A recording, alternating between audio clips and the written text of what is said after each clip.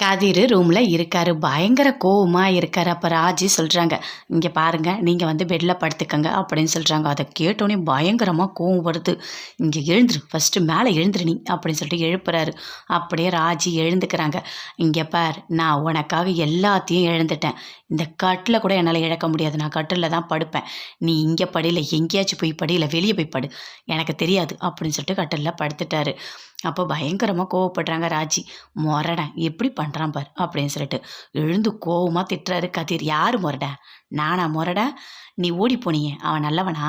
அவன் கூடயே போக வேண்டியது தானே, எதுக்கு என்ன கல்யாணம் பண்ண அப்படின்னு சொல்லிட்டு கதிர் கேட்குறாரு.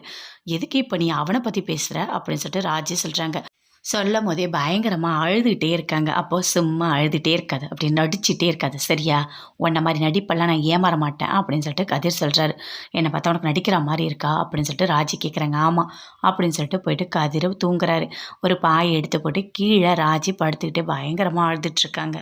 பாண்டியன் யோசித்து பார்க்குறாரு. செந்தில் சொன்னது எல்லாத்தையுமே நினச்சி பார்க்குறாரு. அப்பா, நீங்கள் சொல்கிற பொண்ணை தான் நான் கல்யாணம் பண்ணிப்பேன், வேறு எந்த பொண்ணையும் நான் கல்யாணம் பண்ணிக்க மாட்டேன்ப்பா அப்படின்னு சொல்லிட்டு தலை மேலே அடித்து சத்தியம் பண்ணது எல்லாத்தையுமே யோசித்து பார்க்குறாரு. அப்படியே மாடிக்கு வராரு. வந்து செந்தில் படுத்துட்ருக்கத பார்க்குறாரு. நீ ரொம்ப நல்லவன்டா, உனக்கு யாருமே இல்லைன்னு நினைக்காத, அப்பா நான் இருக்கேன், நான் உன்னை நல்லா பார்த்துப்பேன் அப்படின்னு சொல்லிட்டு பார்க்குறாரு. போயிட்டு கரெக்டாக ஃபோன் பண்ணுறாரு புரோக்கருக்கு. நைட்டு 2 மணிக்கு ஃபோன் பண்ணி, என்னையா பண்ணிகிட்ருக்கா, என்ன பண்ணிகிட்ருக்கா அப்படின்னு சொல்லிட்டு கேட்குறாரு. என்ன என்ன சொல்லுங்கள் அப்படின்னு சொல்கிறாரு. எப்போ என் பையனுக்கு பொண்ணு பார்க்க சொன்னேன், ஒரே ஒரு பொண்ணை தான் காமிச்சேன், இது வரைக்கும் ஒரு பொண்ணை கூட காமிக்கலை. யோ, வரும்போதெல்லாம் காசு வாங்கி தானே போகிறேன், கொஞ்சம் கூட உனக்கு அறிவே கிடையாதா? என் பையனுக்கு மட்டும் ஒரு பொண்ணை சீக்கிரம் பார்க்கல, அவ்வளோதான். நீ உனக்கு இன்னும் 1 வாரம் தான் டைம் தருவேன், அதுக்குள்ளே நீ பொண்ணு காமிச்சு இருக்கணும் அப்படின்னு சொல்கிறாரு. சரிங்க சரிங்க அப்படின்னு சொல்லிட்டு புரோக்கர் சொல்கிறாரு. அதுக்குள்ளே அதை கேட்டு கோமதி ஓடி வராங்க. என்னது, புரோக்கர்கிட்ட பேசிகிட்டு இருக்காரா அப்படின்னு சொல்லிட்டு ஃபோனை கட் பண்ணிட்டாரு பாண்டியன். என்னங்க, டைம் 2 மணி ஆகுது, இப்போ போய் ஃபோன் பண்ணியிருக்கீங்க அப்படின்னு சொல்லிட்டு கோமதி சொல்கிறாங்க.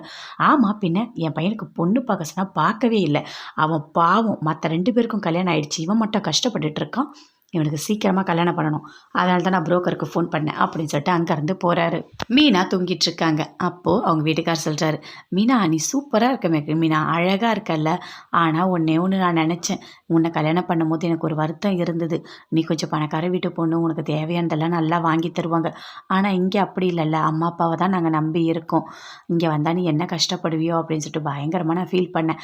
ஆனால் நீ சூப்பராக நடந்துக்கிற, இப்போது கதிரோட பிரச்சனையில் எல்லார்கிட்டையும் போய் பேசுகிற, எல்லாமே சரி பண்ணுற, சூப்பர், இந்த வீட்டு பொண்ணாவே நீ மாறிட்ட அப்படின்னு சொல்கிறாரு கதிர்.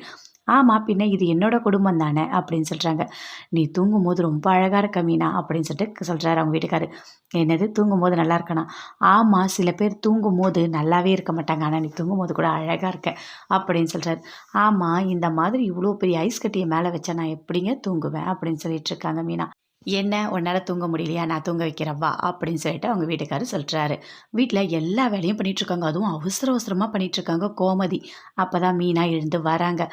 இந்த தக்காளி எல்லாத்தையும் கொஞ்சம் வாஷ் பண்ணி கொடு அப்படின்னு கோமதி சொல்கிறாங்க. என்ன அத்தை, இப்போ தான் வந்தேன், அதுக்குள்ளேயே வேலை வாங்கிட்டு இருக்கீங்க அப்படின்னு சொல்கிறாங்க. ஆமாம், நைட்டெல்லாம் நான் தூங்கவே இல்லை தெரியுமா, என்ன நடந்துச்சு தெரியுமா, நைட்டு 2 மணிக்கு ஃபோன் பண்ணுறாரு. யாருக்கு? புரோக்கருக்கு ஃபோன் பண்ணி, இன்னும் பொண்ணு பார்க்கலையா, சீக்கிரம் பொண்ணு பார்க்கணும் அப்படின்னு சொல்லி கத்துன்னு கத்துறாரு அப்படின்னு சொல்லிட்டு கோமதி மீனா கிட்ட சொல்கிறாங்க. அப்படியா, இதெல்லாம் நடந்ததா அப்படின்னு சொல்லிட்டு மீனா கேட்குறாங்க. சரி, காஃபியெல்லாம் போட்டுட்டேன், எடுத்துகிட்டு போய் கொடுக்கலாம், எல்லாரும் எழுந்துப்பாங்க அப்படின்னு சொல்லிட்டு கோமதி சொல்கிறாங்க. சரி அத்தை, நான் காஃபி எடுத்துகிட்டு போகிறேன் அப்படின்னு சொல்லிட்டு அப்போ கரெக்டாக ராஜி வராங்க. இங்கே வா ராஜி, நீ எடுத்துகிட்டு போய் எல்லாருக்குமே காஃபி கொடு அப்படின்னு சொல்கிறாங்க. ஐயோ, நான் போகல அப்படின்னு ராஜி சொல்கிறாங்க. ஆமாம், பின்ன ராஜி போனால் யாருக்குமே பிடிக்காது, எதுக்காக ராஜி போக சொல்கிறீங்க அப்படின்னு சொல்லிட்டு மீனா சொல்கிறாங்க. இல்லை ராஜி போனால் தான் கொஞ்சம் சமாதானம் ஆவாங்க, எல்லாருக்கும் காலையே மூட் அவுட் ஆகிடும் அப்படின்னு சொல்லிட்டு ராஜி சொல்கிறாங்க. ஆமாம் அத்தை அப்படின்னு மீனா சொல்கிறாங்க. அதெல்லாம் பரவாயில்ல, நான் சொல்கிறதுக்கு நீ எடுத்துகிட்டு போ குடு நீ அப்படின்னு சொல்லிட்டு கொடுத்து அனுப்புகிறாங்க.